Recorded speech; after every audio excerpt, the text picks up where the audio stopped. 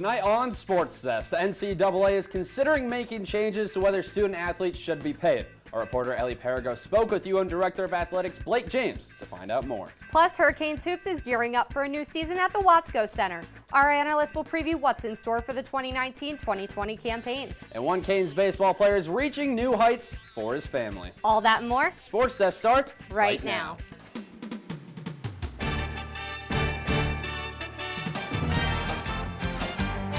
I'm Ed Reed, and you're watching SportsDesk.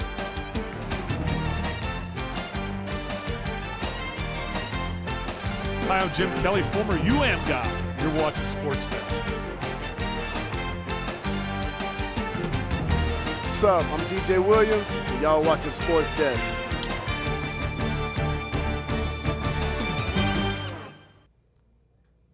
Hello and welcome to SportsDesk. I'm Brendan Riley. And I'm Jordan Klebe. Brendan, it's officially rivalry weekend for Canes football. Yeah, Jordan, the Canes made the trip to Tallahassee earlier today ahead of the 3:30 kickoff tomorrow. It should be a fun atmosphere at Doak Campbell Stadium with so much going on with college football this weekend. The NCAA has a decision in question that potentially opens the door for college athletes to receive compensation for the use of their image and likeness. UMTV reporter Ellie Perigo has more on the story. Ellie? Tuesday marked the start of a new era for college sports after the NCAA unanimously voted athletes compensation for the use of their name, image, and likeness. I had the chance to sit down with UM Athletics to hear how they feel about the change. There are some changes that will allow student athletes greater opportunities to monetize their name and image and likeness. The NCAA wants to make sure the general student body and student athletes are open to the same opportunities, and this new ruling will do just that. The general student has that opportunity to go out or are able to capitalize on their skill, and so how do we create that same type of opportunity within the collegiate model for our people to be able to do that? The approval from the NCAA on Tuesday didn't come as a surprise, after California passed a law in late September to allow players to strike endorsement deals. We've seen a number of other states that have since jumped on board, and we have it coming in the state of Florida as well. So I thought it was a great next step before this officially goes into place. The NCAA asked all three divisions to finalize their own regulations regarding athletes' compensation by January of 2021. We'll be in line with whatever happens nationally. Again, I think this is something that we'll see some uniformity across the board, whether that means the federal government's involved or if it's something that somehow we're able to work state by state, which I do think will be a real challenge. And so whatever the national standard is, that's what we'll be doing at the University of Miami. UM Athletics sent out an email to all student athletes with the NCAA press release. Two key points the NCAA made are to ensure student athletes are treated similarly to non-student athletes, unless a compelling reason exists to differentiate, and to make clear the distinction between collegiate and professional opportunities. I think it's only right that we look into the prospects of how to make this as equitable as possible. And I think this is just the first step of many. New changes won't be implemented until 2021, so we will have to wait and see how this ultimately affects UM. Reporting for UMTV, I'm Ellie Perigo. Miami traveled to Pittsburgh looking for a bounce-back win after falling to Georgia Tech. The Hurricanes were in desperate need of a win to keep their ACC Coastal hopes alive. Set out to Heinz Field to see what went down between the Canes and the Panthers. Panthers and Canes, and boy, was this a good one. We're going to start things off in the first quarter. Pitt's first drive stalled near midfield, and Alex Kessman drills a 54-yard field goal to put the Panthers up 3-0. Miami offense can't get anything going on their first drive, but it's the defense's turn as it's the tip drill. It's DJ Ivey coming down with the ball on the sideline. That'll be one of two picks he had on the day. And now the UM kicking carousel continues. Now it's Camden Price. He's going to step in and drill a 22-yard field goal to tie things up at 3. Hurricanes driving once again. Handoff right up the middle to Cameron Harris. He's going to break the plane, giving the Canes a 10-3 lead. And that's freshman Jalar Hawley feeling himself on the sidelines, but the good times will end quickly as it's Kessman hitting a 29-yard field goal to give the Panthers a 12-10 lead. And Kosi Perry was then benched for Jaron Williams in the second half, and Williams would not let the Canes lose. He finds KJ Osborne, who breaks a tackle and is going to get into the end zone, giving the Canes the lead as they would take this one 16-12, getting back to 500. The Hurricanes take this one 16-12, and that is your final. The football team took a pit stop to the Steel City and stole a win from the Panthers. Our In the Trenches crew talks about the Hurricanes' success on the road, and can the Canes repeat their winning ways against rival Florida State? Guys? Hello everybody, welcome to In the Trenches. I'm Simon Lair with Tommy Sullivan, and Tommy, another roller coaster week for the Canes as they follow up a brutal loss against Georgia Tech with a nice win against Pittsburgh. How'd that go last week against Pitt? Yeah, as you mentioned, up and down season for the Canes and another up and down game as well, but Miami able to end up on top thanks to quarterback Jaron Williams coming in with some late game heroics and leading Miami on a touchdown drive with less than a minute left that ended up sealing the victory for them. Another positive for Miami on the day was their offensive line group, probably their best performance of the year, going up against Pittsburgh's extremely talented defensive line and only giving up 2 sacks on the day. Another big thing for Miami was the play of their defense, looking like the defense of previous years for Miami. Had 3 turnovers on the day, DJ Ivey with 2 interceptions at the cornerback position, and defensive end Gregory Rousseau just becoming a menace in that backfield. Hopefully that can continue moving forward against Florida State this week. So going back to the offense for a second, the offensive line, as you mentioned, had a really good game. Jaron Williams looked pretty good at the quarterback position, yet the offense failed to execute. Tell me a little bit about what went wrong, at least, with the offense. Yeah, as you mentioned, Jaron Williams looked really good at that quarterback position, but unfortunately he was not the one who started the game for Miami. That was N'Kosi Perry, and throughout the entire game for him, he was really having a hard time being able to connect with some of those receivers, even ended up throwing an interception on the day. So that's why Jaron came in and was able to take the reins and lead Miami to victory, and that's why he has to start going into this weekend against Florida State. So Florida State coming up tomorrow, big rivalry game up in Tallahassee, and it seems like we kind of see a different team from Miami every week. So what are we expecting this weekend? I'm expecting another up and down game for Miami as they've had all season. Every Florida State-Miami game tends to bring out the best in both teams, so expect a very close game. Probably the biggest matchup is going to be Florida State running back Cam Akers versus Miami's defense. He's coming off a 4-touchdown game, but I believe the Canes will pull out this one up in Tallahassee by a score of 17-14. Thanks so much, Tommy. Canes looking for their 2nd straight win. That's all the time we have for In the Trenches. Back to you guys. Coming up next, Hurricanes soccer season came to an end last night, and had to say goodbye to 3-year captain Deja Kaysen. Find out how the senior from South Florida impacted her squad after the break.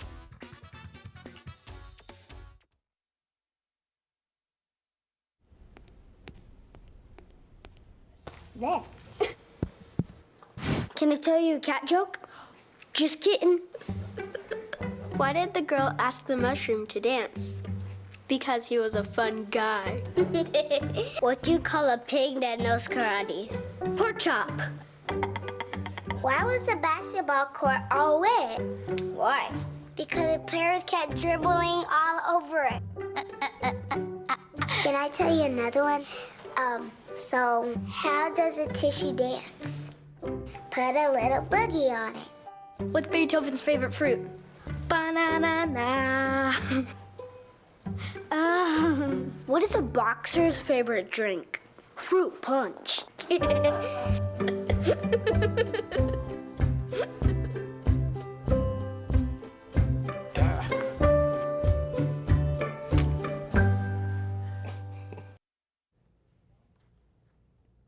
It's only the preseason, and Hurricanes women's basketball is already scoring some awards. Redshirt senior Beatrice Montpremier was named an Associated Press preseason All-American. Montpremier joins 4 other AP All-Americans from Division I universities. The women's basketball team is also getting some AP recognition. Canes Hoop has earned a number 18 spot in the preseason poll. This is the 6th time in program history that the squad has opened the year with a top 25 ranking.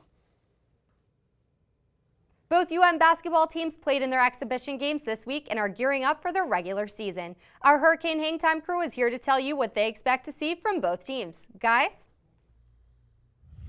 Welcome to Hurricane Hang Time. I'm your host, Madison McKesson. I'm here with our 2 analysts, Evan Siegel and Ellie Perigo. Miami men's basketball got off to a great start Wednesday night, beating Flagler by 20 points. Evan, did any freshmen stand out to you in that game? Madison, the first one that caught my eye was Isaiah Wong with 12 huge points for the Canes offense. Coming from the perimeter inside, a little bit of a floater game, that is going to be something that Jim Larrañaga is really going to try to use to help loosen up the offense around Chris Likes. Now, there was a point in the second half when Flagler cut the Miami lead to 8. The Canes did win by 20, but should Miami fans be concerned about that? I don't think it should be too worrisome. The reality is this was the first preseason game. And Larinaga and his staff are just trying to make sure that their lineups are set and that they're just trying to prepare for the regular season. And anytime you do end up winning by 21 points, as Miami did over Flagler, there's really no reason to be too stressed over the whatever Flagler was able to do to cut the lead down to 8, as you outlined. I'm definitely with you on that. Now, women's basketball got off to a terrific start last Tuesday as well. They defeated Nova Southeastern by over 40 points thanks to a great showing by Beatrice Montpremier. Ellie, what did you think of her performance on both sides of the court? I think she did great for the Canes on both sides on Tuesday, Madison. On Tuesday, she started the game off with the first possession of Miami and overall, and I think she did a great job on defense. She was blocking, and then going back onto offense, she was great and on the court all over it, and I think she did a great job, and I think that's going to bode well for the season for the Canes. That definitely would bode well for the Canes. And did any freshmen stand out to you? One freshman in particular definitely stood out, and that was Brianna Jackson. She is definitely going to be another Beatrice Montpremier. She's going to be someone that Katie Meyer can look to step up when Beatrice can't play up to her potential all the time. So I think that's going to go for the Canes this season, and that we're going to have to look out for her and what she can do. Definitely. If Brianna Jackson can turn into another Beatrice Montpremier, wow, the ACC will definitely be in trouble. So hopefully that can happen, and we'll see what happens with the rest of the season. Looking forward to the start of the actual regular season. That's all the time we have today. Back to you. The Hurricanes soccer team wrapped up their 2019 season with a 3-2 loss against third-ranked North Carolina last night. Before the game, honored its 5 seniors: Bailey Chavers, Lauren Markwith, Christina Fisher, Hannah Marwity, and Deja Kaysen. The senior class combined for 269 games played, and Deja Kaysen was a key part to the Hurricanes program over the last 4 seasons. UMTV reporter Maxwell Trink recaps Kaysen's journey at UM and what's next for the Hollywood, Florida native.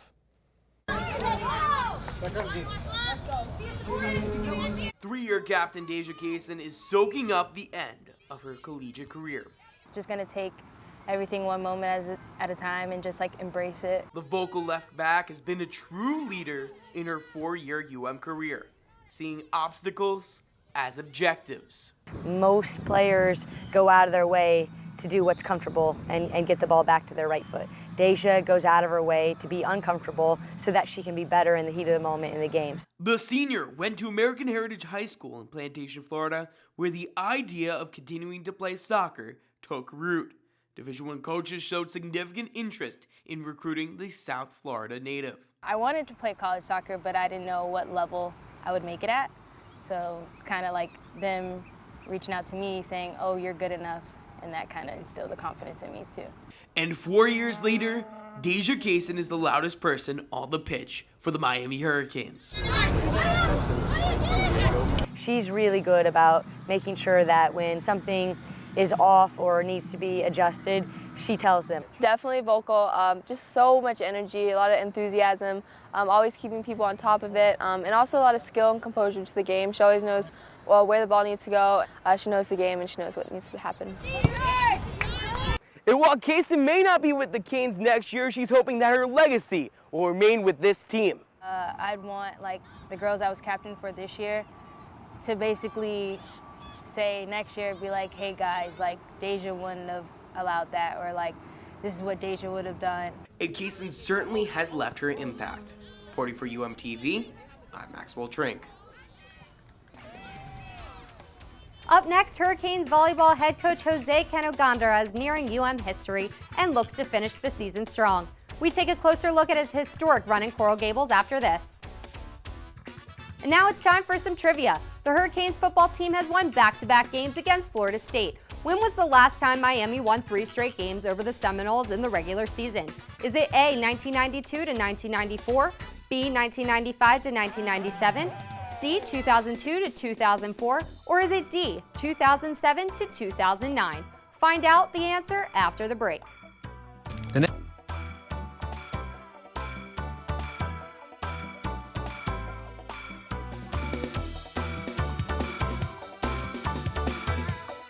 Next 30 seconds can save you a lot of money. Just do your laundry in cold and stick to full loads. Auto-sleep your computers. Plug your gadgets in a power strip and switch it off when you're done. Headed out? Turn back your thermostat by 10 degrees. And drive sensibly. The more energy you save, the more money you save. Find other great tips at energysaver.gov. Gut reaction, quick, right up the top. Is a hot dog a sandwich? No. Come on, easy answer. Definitely not. Yes. No! Yes. What? No! Yep. Not at all. 100% Not at all. is. 100% Not at is. Maybe you can make retirement happen. After all, you made home ownership happen. Homeschooling yourself on loans, beefing up your credit score. So I'm pre-approved. You were like, yes! Sorry. Color coding listings, ticking boxes, and flushing every toilet in a 20-mile radius. Home sweet home. You aced house hunting. Now get the tips you need to get on track at aceyourretirement.org. Welcome back. If you guessed C, you are correct. The Hurricanes won 6 straight games over Florida State from 2002 to 2004. Miami is coming off a 28-27 victory last season at Hard Rock Stadium and now lead the all-time series 33-30. Double trouble, 2 Hurricanes men's tennis standouts are acing the competition, and they're doing it together. UMTV reporter Isabella Didio caught up with the tennis stars to see just how they do it.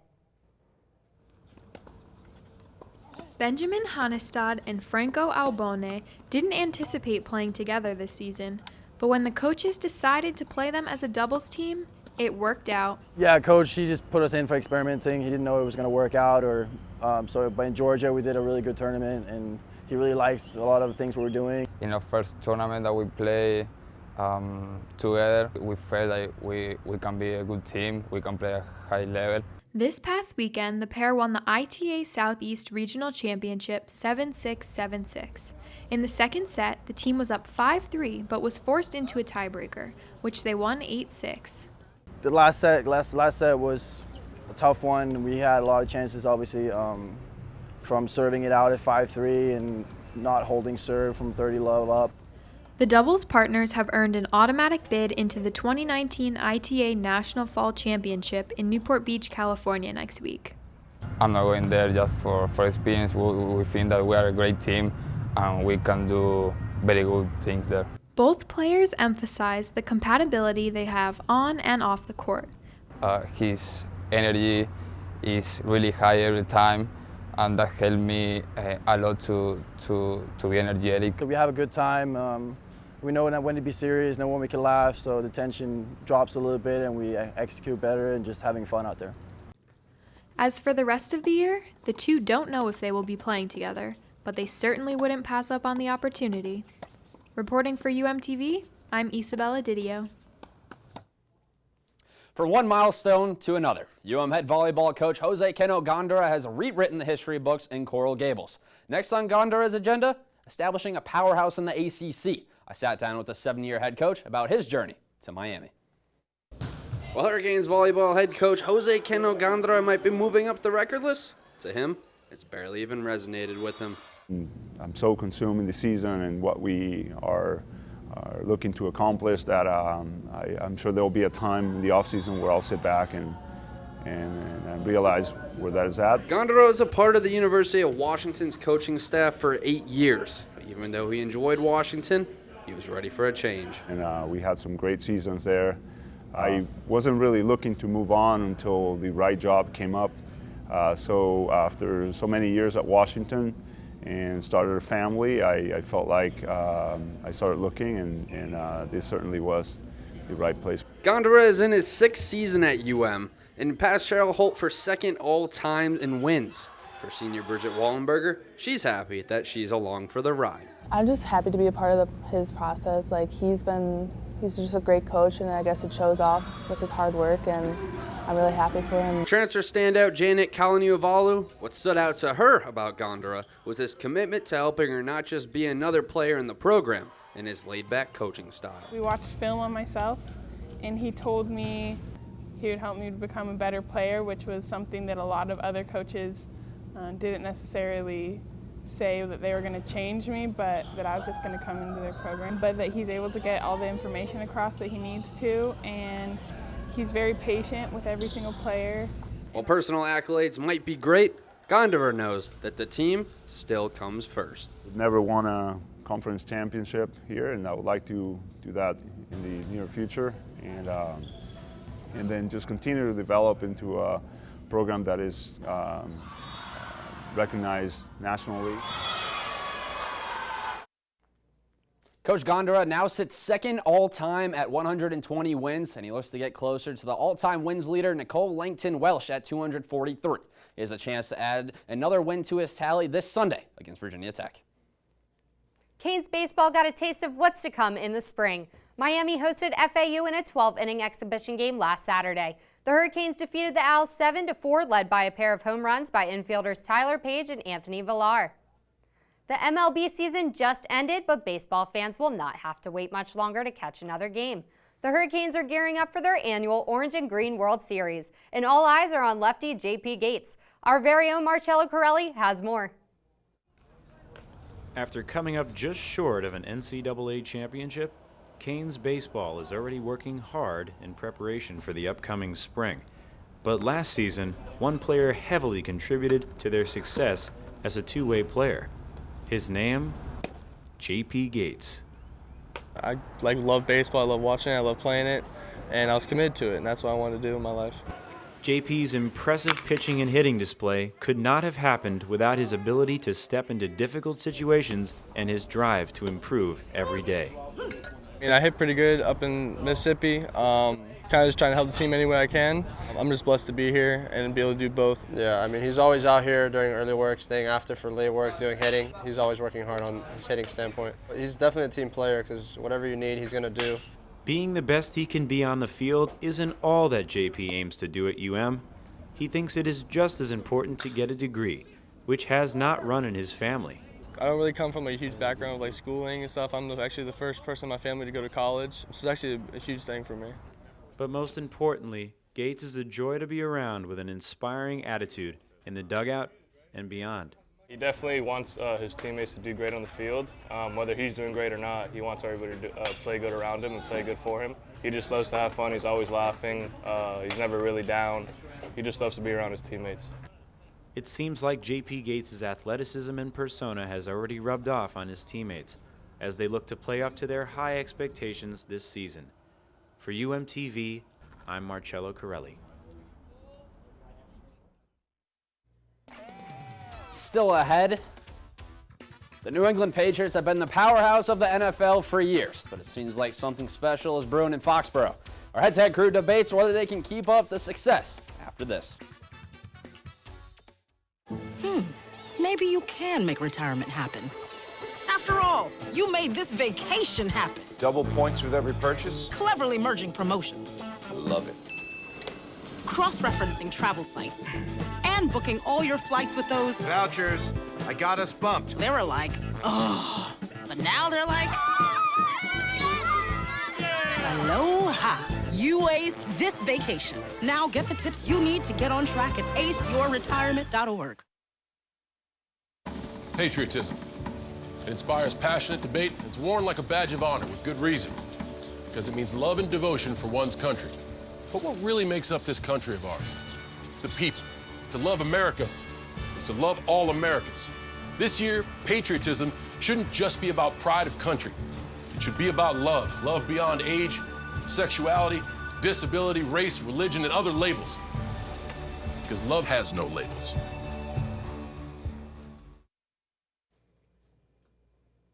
The UFC is preparing for the match of the year as Miami native Jorge Masvidal is set to face number 7 ranked Nate Diaz. But who will win this highly anticipated fight? Our very own Kylie Wang has the answer on this week's edition of Kylie's Catch. Jorge Masvidal versus Nate Diaz. This is one UFC fight you won't want to miss. Let's break it down. This is Jorge Masvidal, aka Game Bread.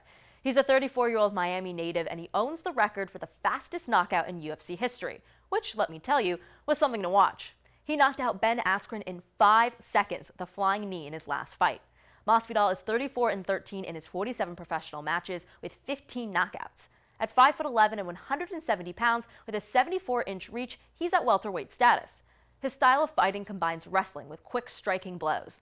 Now Masvidal is enjoying a new level of fame and set to take on one of the more prolific fighters in recent UFC history, Nate Diaz. Diaz stands 6 feet tall with a reach just 2 inches longer than Masvidal's at 76 inches. He also weighs in at 170 pounds and is the same age. Diaz is 20-11 in his 31 matchups with only 4 knockouts to his name. His wins often come by decision, and he hasn't fought for less than 4 minutes since 2013. His last fight in August was a win versus Anthony Pettis, but that was the first time he'd fought in 3 years after losing to Conor McGregor during a rematch battle in 2016. His style of fighting combines Brazilian jiu-jitsu with striking. Both fighters have only been knocked out once each. For Masvidal, that should be worrying. Of the fights he's won, almost half have been by knockout. Diaz, meanwhile, is known as the man who doesn't go down. Right now, Masvidal sits at number 3 in the welterweight rankings, and Diaz is behind him in 7th. But don't let that fool you. I'm predicting this bout to go through all 5 rounds and be won by decision on a performance basis. As to who's going to win, well, it's going to be a close one. But I give Diaz the upside in this matchup, since Masvidal will be hard-pressed to take him down. And that's Kylie's Catch. The New England Patriots are on an 8-0 winning streak so far this season, but will another team arise to the occasion and shock the Patriots and the league? Our head-to-head crew discusses this in this week's edition of Head to Head. Hello and welcome to this edition of Head to Head, where we get heated on the hottest topics in the world of sports. I'm Marcello Corelli alongside my partner Eli Griswold, and today we're switching gears. We're going to talk about the NFL second half coming up. So, Eli, who do we think is going to come out on top this year? Marcello, I think the obvious answer is the New England Patriots. No one's going to like that answer, but I think it's the truth. This year, they're dominating the NFL just as they have in recent years, but this year it's the defense leading the way. If you take away turnovers resulting in touchdowns and special teams touchdowns, they're only allowing 5.4 points per game. That's never been done since the NFL and AFL merged. They're first in total defense in terms of yards allowed, and this offense, sure, they've had a little bit of struggles. I have to interrupt you about the offense, though, because the Minnesota Vikings offense has been incredible. Number 1 in total yards, number 1 in pass completion percentage, and the running game has been super strong. I mean, Kirk Cousins is a great quarterback, but he hasn't even had to throw that many passes because Dalvin Cook has just been so dominating on the running end. And their defense has been pretty good too, but I mean, offense really strong. So we're going to have to go to the next question with that being said. Who do we think is going to have a really surprising run in the second half? And you mentioned surprising. I think this is a huge surprise. It's the Oakland Raiders. Sure, they're sitting at 3-4, but they're second in the AFC West. It's just been such a weak division behind the Chiefs. But they have a really easy schedule coming up. They should be able to get a little bit of momentum. And using Josh Jacobs out of the backfield, he's 6th in the NFL in rushing. So they should have a diverse offense to be able to attack opponents. And I think they're going to work their way into the playoffs. Well, I think the LA Rams are also showing signs of really good football. Going into the second half, they're going to have a pretty easy schedule coming up. I think they're going to be able to beat the Seahawks this time. They lost by 1. But I think Cooper Kupp has just been incredible. Number 2 in receiving, and the quarterback of the LA Rams has just been incredible too. So I think that's going to really be hard to beat going into the second half. So with that being said, that'll do it for this edition of Head to Head. Back to you guys at the desk. Both football teams from Miami played in Pittsburgh last week. The Dolphins traveled up to play the Steelers on Monday night, and well, the Fins, they've been struggling to say the least, and Juju Smith-Schuster had to throw a little salt in the wound. See exactly what went down. Third quarter, Mason Rudolph looking for the end zone for Juju Smith-Schuster, and he says, "Whoop, I'll take that, sir." Taking a look at that, he mosses Chris Lamons. I mean, it's not a good look for the cornerback. There's better looks, if I have to say so myself. Look at it. Lamons has it. It bounced off his helmet. It's caught by Smith-Schuster. And this is a part of a huge comeback game for the Steelers. They would win 27-14 and take this one. The Dolphins, well, they have yet to win this season, are still looking at the tank. What was at one point only a pipe dream has now turned into a reality for the Washington Nationals. The Nats took Game 7 of the World Series at Minute Maid Park in Houston this past Wednesday.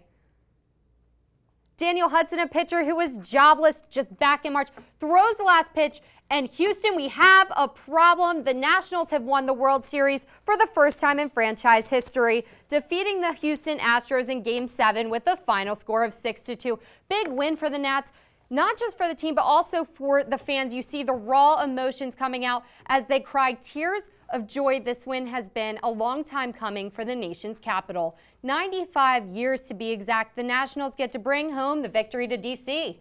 What a historic moment for baseball, though, Brendan. Yeah, Jordan, it's exciting to see a team grow the way the Nats did this year. I know. I wish I could have gone to the parade. They're always fun, part of the championship wins. And what about you? Yeah, maybe one day I could win a World Series. That would definitely make some baseball history. All right, Brendan, keep dreaming. But that's all the time we have for today. Thanks for staying with us tonight, and we'll see you next week.